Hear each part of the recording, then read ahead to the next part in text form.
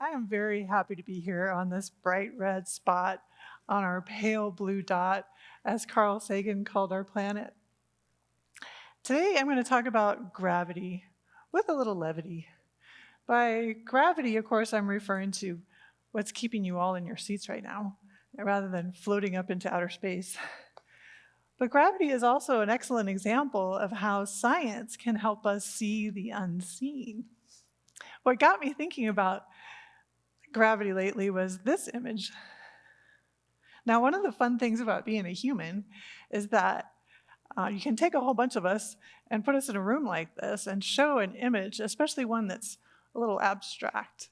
And we're all going to see something a little different. If you're hungry, you might see a donut. Now, you may have seen this image earlier. It was released, it's a black hole, the first ever image of a black hole released thanks to the Event Horizon Telescope team, and of course, many, many great thinkers that came before them. And for me, it brought back a lot of memories because back when I was in college, majoring in physics and computer science, I worked at the Jet Propulsion Lab in Pasadena doing similar radio astronomy research. And we used a technique called very long baseline interferometry, which is fun to say. That's right, I speak geek. I'll talk nerdy to you. So I was especially interested in seeing how the technology had evolved since then, but I was also excited to see how we humans had gotten better at communicating complicated ideas like this to each other. Thanks largely to TED and TEDx, there's all kinds of videos from venues and voices all over the globe about black holes. But in spite of all this advancement, some of my friends were still confused on a couple of points related to this image, specifically how it's not a photograph exactly in the way you're used to thinking of a photograph, and it's not really orange. So I'm going to come back to these two knots later. But first, what is it? It is a black hole in a galaxy far, far away. 55 million light years. Now, if you're not used to thinking of distance in terms of how far light travels in a year, that's like a 3 with 20 more digits after it, very far away. It's super massive because, like all black holes, its gravity is so strong that not even light can escape. Makes it a little bit hard to see. Also, because the gravity is so strong, if you get an object close to it, for example, if you had a banana, it's going to experience something called spaghettification. This is a real word, I didn't make it up. So what that means is it's going to stretch and contract and stretch and contract and stretch until finally it just poof, disappears into the black hole forever. Now, the circle that you're seeing is due to the event horizon, and that is essentially the point of no return for all light and bananas and so forth. And although this was predicted by relativity a long time ago, this was the first time we could ever directly observe it that closely. So that's why this made headline news all around the world and won awards and why everyone was so excited. So I'm hoping that the next time you see an image like this, or a donut, and there are a few more coming, they're crunching the numbers on a supermassive black hole at the center of our own universe. I hope you'll think, wow, aren't we lucky little humans because we have science to help us see the unseen. Now, I say lucky little humans because, well, everything's kind of little compared to a black hole, but also little relative to, say, the dinosaurs who were wiped out by an asteroid. They weren't paying attention to what was going on in the sky. So we can avoid this fate as humans because we know how to do calculus. Woo for calculus.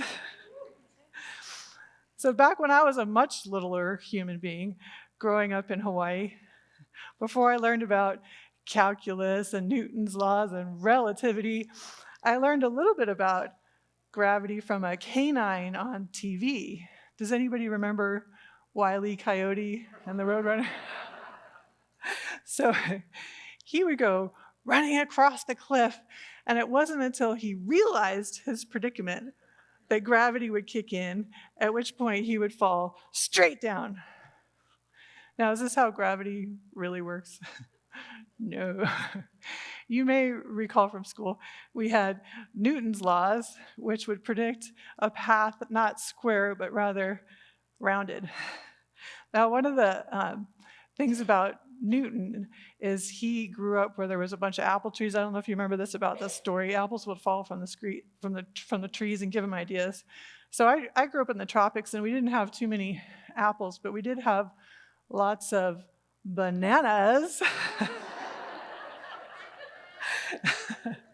So we could do a simple experiment like good little scientists and see which really happens. Is it the square path like the coyote showed us, or is it the curved path like Newton predicted?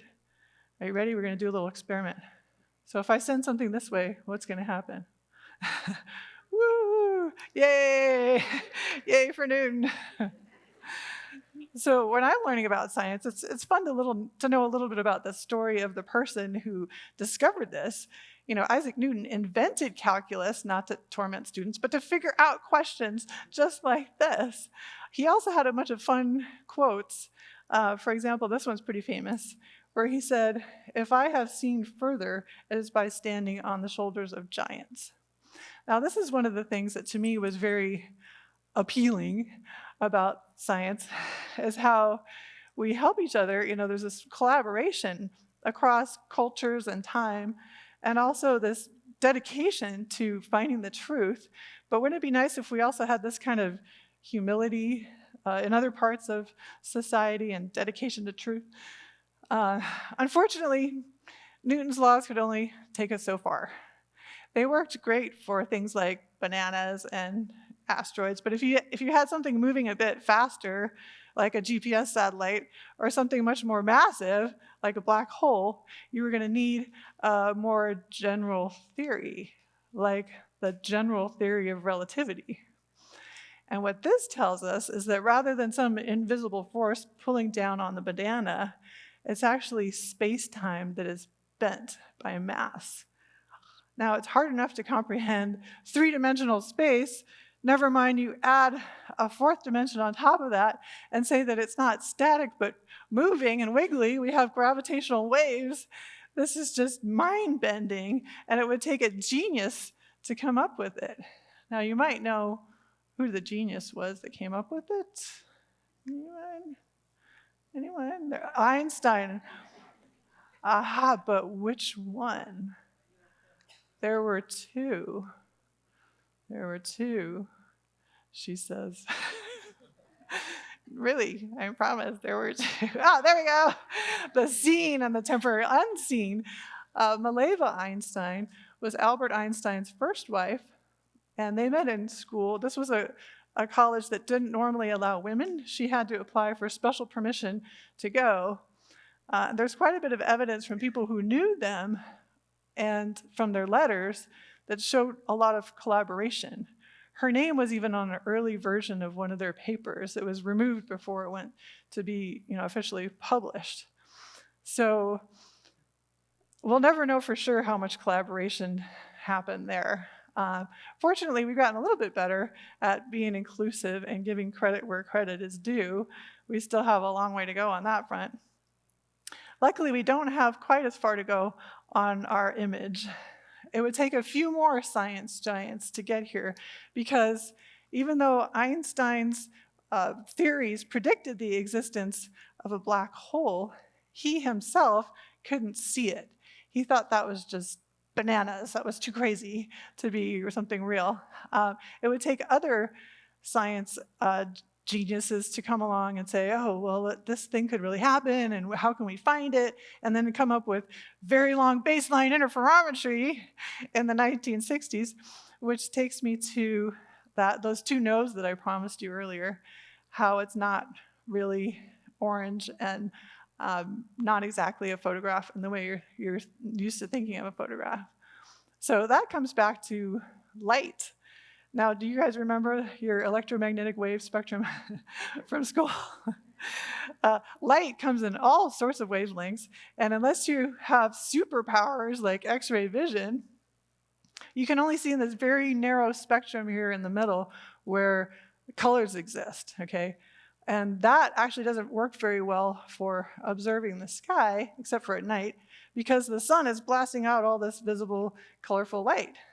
So if you choose a wavelength further down on the longer wavelength spectrum, you can see better. And so if you have a which you might be used to seeing, like our local Palomar Observatory optical telescope, like you can see here on the right, it looks a bit different than the radio microwave end, which looks more like your satellite dish, which also works pretty well during the day. So that's essentially why it's not really orange, because we weren't looking at in that spectrum, and it's not exactly a photograph, because it takes quite a bit of post-processing to take the not just one satellite dish, but a whole bunch of them from all over the world, to combine that data and then to subtract out our own human bias makes it not exactly a photograph. And for the not exactly orange part, it's a bit like when you look at the weather and it shows you a map of, like a storm and it's red. It's not really red rain falling down. It's not meant to be taken literally. For example, here's one from a recent hurricane that shows a bunch of different colors. And this is also over several different days, as is the black hole image there. So not meant to be taken literally. And on the radio telescope image, they essentially decided to use these colors to represent brightness temperature. So what I'm trying to tell you is that the Event Horizon Telescope team decided that orange is the new black hole color. But there's still a big hole right here in the hole. We don't quite understand what's going on there. You could be the next science giant. We also haven't quite figured out how to combine relativity with quantum mechanics. So in order to think like a scientist, all you have to do is come up with a cool acronym. Be a genius with the clicker. And remember to work together. So many studies have shown that diverse teams are much better with creativity and discovery. Remember to be objective and test if you can with a banana or whatever, what you see in the media. And don't trust, especially if you see a canine on TV. And then remember to be wild-eyed with wonder like you were when you were a kid. And it's okay sometimes to go a little bananas. Last one. So, oops. I work on my throat. But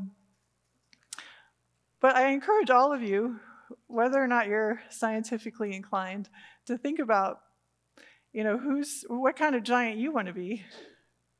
Who are you going to elevate so that they may further see?